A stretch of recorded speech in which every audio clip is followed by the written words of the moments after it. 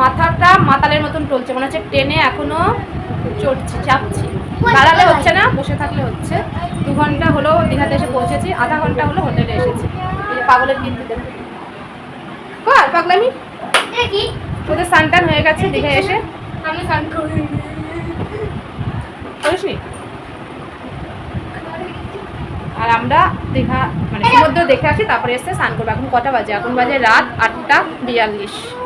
এসে তারপরে স্নান করে এই যে ভুক লাগিয়ে আমি তো ছুচি বামনি বালতি নিয়ে আসলাম। এসে একটা বালতি নিয়ে এসছি, এসে স্নান করবো বলে। ভুক লাগিয়ে এসে এগুলো ছাড়বো, ছেড়ে বিছানা চাদর এনেছি, পাল্টাবো, খাটে পাতবো, তারপরে স্নান করবো, তারপরে শুবো। সেই জন্য ছাড়িনি। আর মাথাটা টলছে যে মাতালের মতন, হাঁটলে কিছু মনে হচ্ছে না, দোকানে গেলাম কিছু মনে হয়নি, বসলেই মনে হচ্ছে। আর পাগল হয়ে গেছে। দেখা তোর পাগলামি লোকে একটু দেখা।